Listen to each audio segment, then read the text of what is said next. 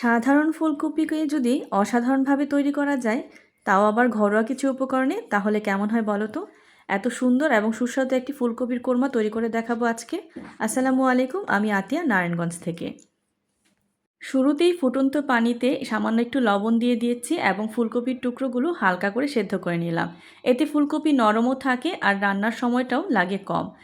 ফুলকপিগুলো দিয়ে ভালো মতো একটু নেড়েচেড়ে মিশিয়ে নিচ্ছি এবং একটা ঢাকনা দিয়ে ঢেকে দিচ্ছি ফুলকপিটা প্রায় 70%-এর মতো সেদ্ধ হয়ে আসা পর্যন্ত।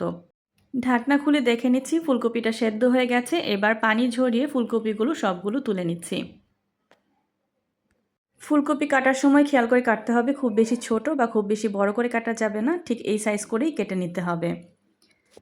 এবার একটা প্যানের মধ্যে তেল দিয়ে নিয়েছি এবং তেলটা ভালো মতো গরম হলে দিয়ে দিচ্ছি কিছুটা পেঁয়াজ কুচি।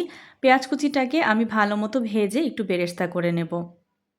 যখন পেঁয়াজটা এরকম ভাজা হয়ে বেরেস্তা হয়ে আসবে তখন অর্ধেকটা তুলে রাখবো, এই অংশটুকু আমি পরবর্তীতে কোরমাতে ব্যবহার করব এবং বাকি অর্ধেক বেরেস্তার মধ্যে কিছু কিছু আস্ত গরম মশলা ব্যবহার করছি। আমি একটা তেজপাতা দিয়ে দিয়েছি, 2টা এলাচ দিয়েছি, লং দিয়েছি, দারচিনি দিয়েছি 1 টুকরো, তার সাথে দিয়েছি 4-5টার মতো কালো গোলমরিচ। এই পর্যায়ে দিয়ে দিলাম সামান্য একটু পানি, যাতে করে পেঁয়াজটা খুব বেশি পুড়ে না যায়।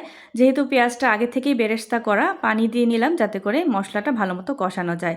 এর সাথে ব্যবহার করছি 1/2 চা চামচের মতো আদা রসুন বাটা, দিয়ে দিচ্ছি 1/4 চা চামচ পরিমাণ লাল মরিচের গুঁড়া, দিয়ে দিচ্ছি পরিমাণ মতো লবণ। লবণের পরিমাণটা এই পর্যায়ে কম ব্যবহার করতে হবে, কারণ যেহেতু ফুলকপিটা সেদ্ধ করার সময় আমি আগে থেকে লবণ ব্যবহার করেছিলাম। এরপর দিয়ে দিচ্ছি ঘরে তৈরি টক দই, খুব সহজেই তৈরি করেছি। সামান্য একটু কুসুম গরম পানি, তার সাথে দিয়েছি 2 চা চামচ গুঁড়ো দুধ আর সামান্য লেবু দিয়ে কিছুক্ষণ ঢেকে রেখেছিলাম। খাঁটি দইয়ের মতোই কাজ করে। ভালো মতো নেড়ে চেড়ে দইটা দেওয়ার পরেই মিশিয়ে নিচ্ছি, একটু কষিয়ে নিতে হবে। যখন ভালো মতো কষিয়ে নেওয়া হয়ে যাবে এ পর্যায়ে দিয়ে দিচ্ছি টমেটো সস। গ্রেভিতে সুন্দর একটা রং আর মোলায়েম স্বাদ আনে।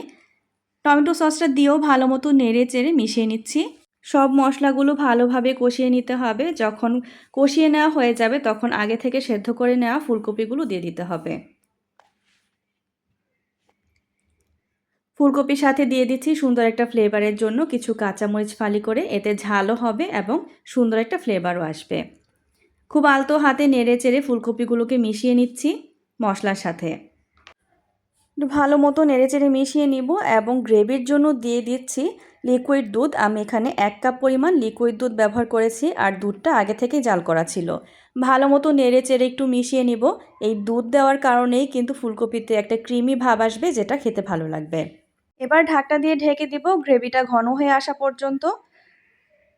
গ্রেভিটা অনেকটাই ঘন হয়ে এসেছে। এই পর্যায়ে আরও কিছু মশলা আমি ব্যবহার করব, তার আগে কিছুক্ষণ নেড়ে চেড়ে একটু উল্টে পাল্টে দিচ্ছি। কোরমাতে আমার একটু মিষ্টি দিলে ভালো লাগে, এর জন্য আমি সামান্য একটু চিনি ব্যবহার করছি, এতে করে কোরমার টেস্টটা বেড়ে যাবে বহুগুণে। চিনি দেওয়ার পর এর সাথে দিয়ে দিচ্ছি সুন্দর একটা শাহি ফ্লেভার আসার জন্য ঘি। আমি এখানে 2 চা চামচ পরিমাণ ঘি ব্যবহার করছি, এতে করেও সুন্দর একটা ফ্লেভার ছড়াবে। যখন ঘিটা দেওয়া হয়ে যাবে ওপর থেকে ছড়িয়ে দিচ্ছি আগে থেকে ভেজে তুলে রাখা পেঁয়াজ বেরেস্তাগুলো। এবার একটা ঢাকনা দিয়ে চুলা আঁচটাকে লো করে দিব।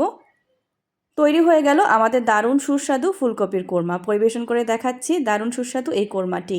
গরম ভাত, পোলাও বা রুটি পরোটার সাথে জমে যাবে এই কোরমা। আমার আজকের রেসিপি যদি ভালো লেগে থাকে সবার কাছে অনুরোধ থাকবে, যারা ফেসবুক থেকে দেখছেন পেজটি লাইক, কমেন্ট এবং ফলো করে পাশে থাকবেন। যারা ইউটিউব চ্যানেল থেকে দেখছেন চ্যানেলটি সাবস্ক্রাইব করে আমাকে অনুপ্রেরণা যোগাবেন। সবাই ভালো থাকবেন, সুস্থ থাকবেন। আল্লাহ হাফেজ।